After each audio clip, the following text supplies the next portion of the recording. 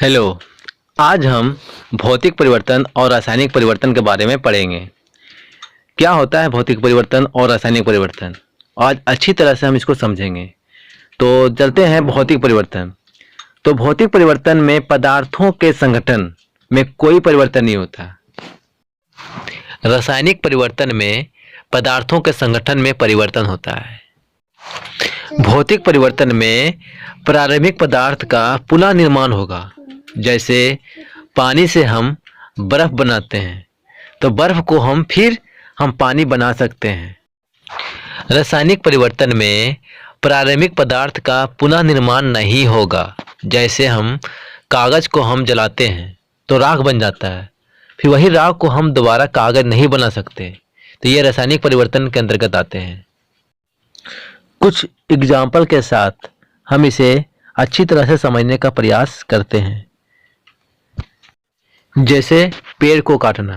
अगर हम पेड़ को काटते हैं तो उसके पदार्थों के संगठन में कोई परिवर्तन नहीं होता है। अगर पेड़ काटे हैं तो काटने पर भी पेड़ ही रहता है। तो ये भौतिक परिवर्तन के अंतर्गत आते हैं। दूसरा है जल उबलकर वाष्प बनना। और वाष्प जब बनता है तो उसको पुनः हम जल बना सकते हैं। तो ये भौतिक परिवर्तन के अंतर्गत आता है।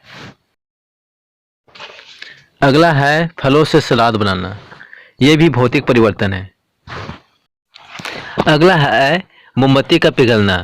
अगर मोमबत्ती पिघलता है तो पिघला हुआ पदार्थ को हम दोबारा मोमबत्ती बना सकते हैं। तो ये भौतिक परिवर्तन के अंतर्गत आता है। लोहे पर जंग लगना। अगर लोहा पर अगर जंग लग जाता है तो जंग लगा हुआ जो पदार्थ है उससे हम दोबारा लोहा प्राप्त नहीं कर सकते हैं। तो ये जो है रासायनिक परिवर्तन के अंतर्गत आता है। अगला है कागज का जलना। अगर कागज को हम जलाते हैं तो राख बन जाता है और फिर वही राख को हम दोबारा कागज नहीं बना सकते हैं। तो यह जो परिवर्तन है वो रासायनिक परिवर्तन है। अगला है मोमबत्ती का जलना।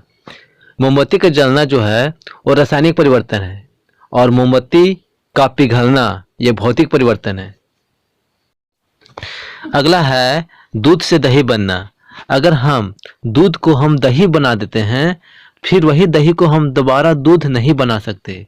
तो ये परिवर्तन जो है वो रासायनिक परिवर्तन के अंतर्गत आता है।